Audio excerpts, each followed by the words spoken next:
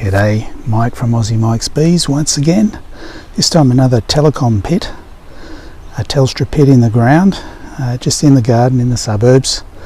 And as you see, the bees love these keyholes, pit keyholes, as their entrance. And I don't know how long they've been there for. When I get a call from the Telecom company to come and clean these out, it may well have been a month, maybe even 2 months, for it to filter through to get to the people that actually get to call me out to do the rescue. But at least they haven't used a pest controller, so they're thinking of the right thing here. So this will be a cutout from the pit. Let's get on with it. Now I've got all of my equipment ready. So I've got my vac. I don't know whether I'll put them straight into the bee box or not, or whether I'll put the combs into the cooler box. But I've got both prepared just in case, and I've got a smoker just in case they're a bit nasty. I don't usually start it up first thing because most of the time they're reasonably calm to get started. Normally you get with these things is that they've built their comb up on the underside of the lid, and all the combs are hanging down. So I'm going to flip it upside down so these bees might not like me poking in my key. And I just got to get it in to turn. Then I'm going to flip it up. Oh, if I can. There she comes. Takes a bit of effort to lift this up. And I see a lot of comb in the pit. And that stirred them up a bit.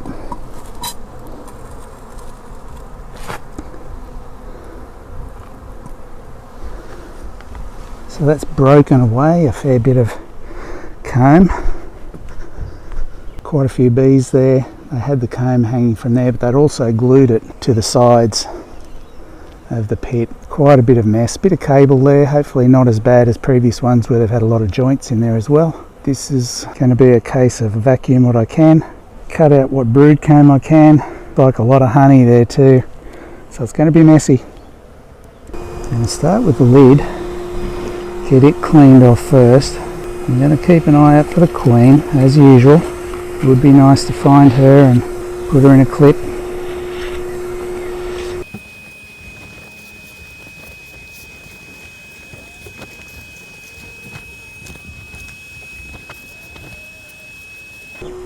So I'm going to be putting all the honey and any comb that's not brewed into this bucket. I'll keep the lid on so I can quickly close it when I throw it in there to try to minimise the amount of bees that get in there.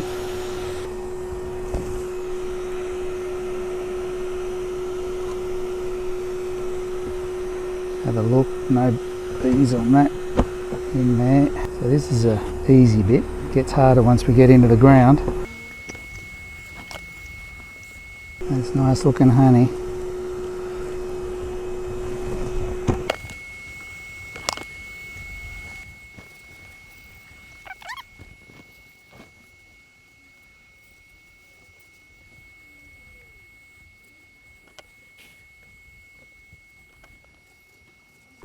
So that bit of comb I'm on right now is quite dark, so looks like a few generations of brood been in there. There's a few capped cells, but very spotty.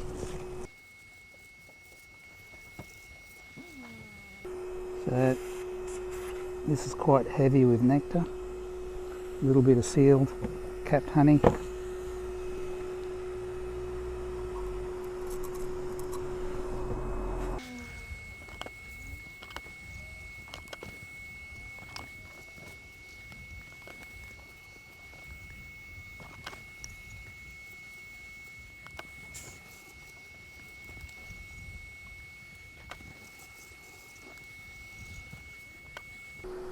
Just on the other side of the lid here, it's been the underside.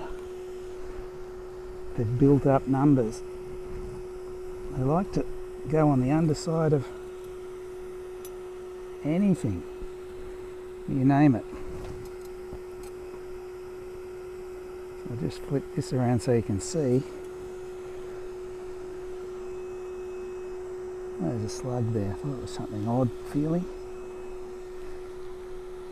So see how they've crowded up on that side? So I like to go on, climb high on the underside of a surface. So they're making it easy for me to vacuum. And so far they're very calm.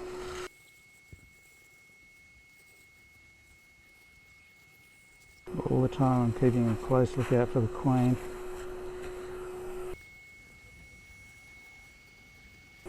I'm trying to get these ones in the grass as well because I don't want to end up kneeling on them. Partly because I don't want to squish them, but also don't want to get stung. Now I'd expect the queen to be down deeper, because this high level of comb here was the original comb, would have been used for brood to start with, and as they've extended down into the pit, the brood comb has gone down lower too, so I'm expecting to see the queen down there.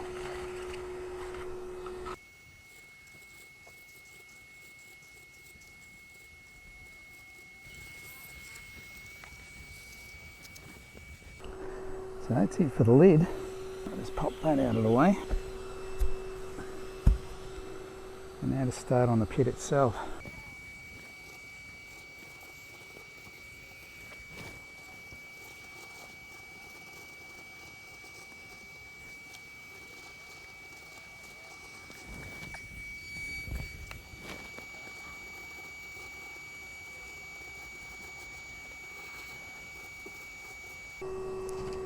There's one of the advantages of in-ground pit like this is that I've opened up the colony from the highest point, and their tendency is still always to climb, whereas if I'm cutting into a wall in a building, if I'm not opening the wall up at the highest point, they can get out of my reach. So this way I can just wait for them to climb and get some more.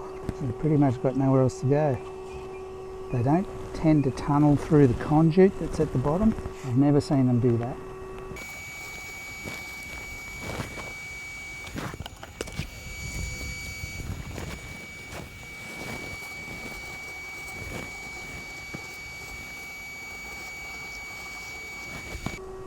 But it is more difficult to get everything out because it's all wrapped around the cables that are in there. So this is just a 2-pair phone cable, and I can see there's a little joint in there, just a 2-pair joint, heat shrink. And that just makes it more difficult. So that's all honey.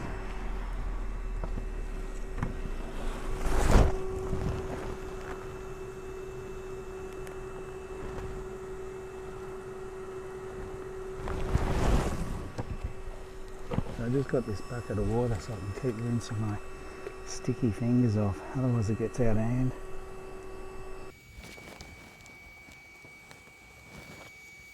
This is a bit more comb where I can see drone cells. There's a queen cell on the bottom there. It goes right up through the middle of a cable. So I've got to slice it and come up each side. There you go, so we've got a little bit of capped. Oh.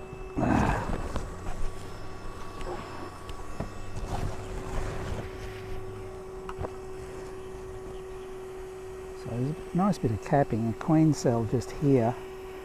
The trouble is it's so wet with nectar around there, by the time I get it home all of those cappings will be wet and that brood will be dead anyway. Ask me now how I know this. I'm not seeing good full cap brood yet. God, I've got sticky in that one.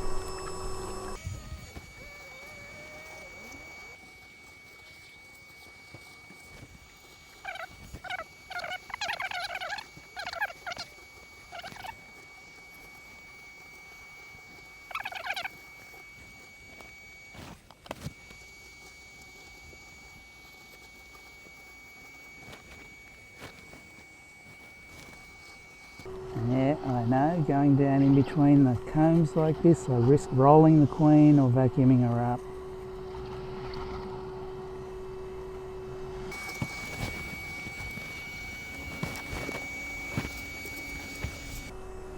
I'm just wondering, I haven't seen, other than that tiny little bit, just spotty, and there's pollen and nectar in there, but very spotty brood. So this colony might have a problem.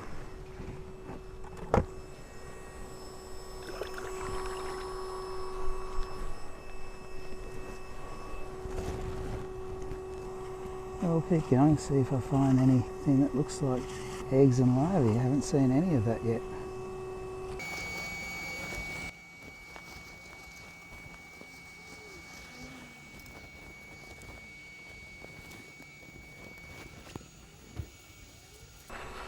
More drones. Very spotty. Back filled with nectar. And that's all nectar. Probably got about a dozen drones then. There's a queen cup on the bottom here, nothing in it. So I think this colony has suffered at some stage a queen loss or failure.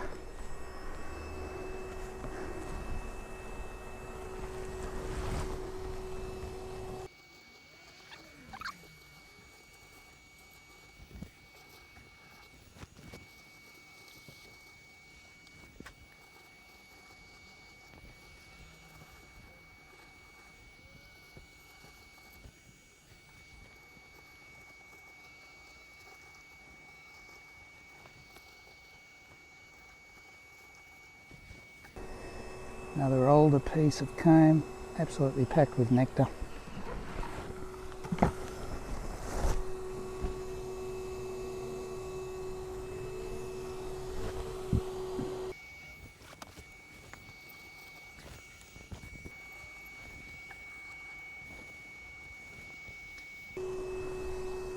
Again, spotty comb and loads of nectar. Not looking good for this colony, they're in a bad shape.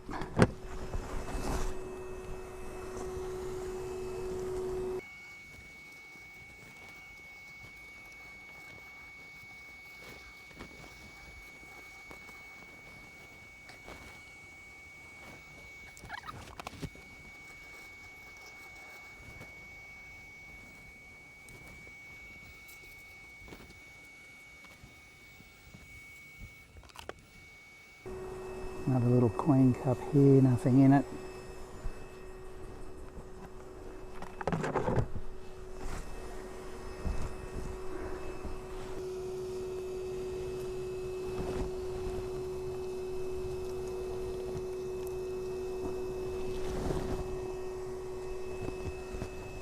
A little bit of cat brood there, but still surrounded by nectar, so no new brood, no eggs, no larvae. So this colony looked like it was doomed.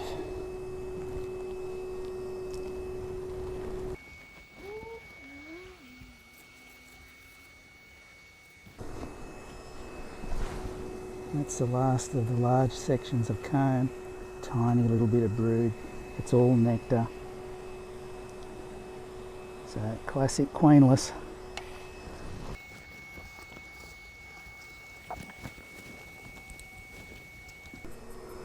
Little look down into the pit here, so you can see they've clustered a little bit around the corners.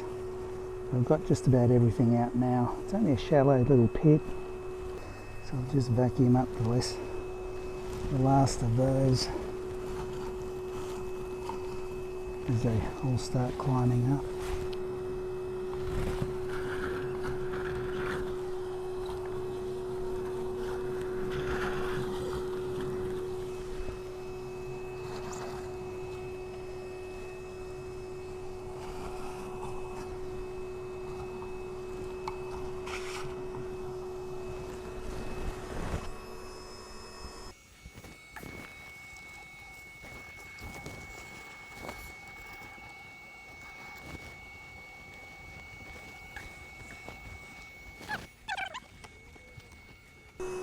As you can see, there's bees around the bucket, and I've said before that usually means I've got the queen in there, but I don't think there's a queen to be had here. So just here is how much comb I got out of that. As usual, what I do just to make it a little less attractive for any more bees, I get in with the honey be gone, give it a general spray in there just to make it stink. They don't like that. So that's pretty much for this cutout. Looks like they're queenless. As I said, there's no brood, other than a scattery bit of pupae, but nothing new. So these guys lost their queen some time ago. All the comb was backfilled with nectar. Not much good to us. A heap of drones, but there's a good number of bees here. So what'll I do with those? Well, I've got smaller colonies from previous cutouts that I can combine them with and boost those numbers. So I think that's the safest bet with this little lot. I'll just combine them and that'll give them a home and put them to work. So until the next time, like, subscribe, share, hit that little notification bell. It all helps. Thanks very much.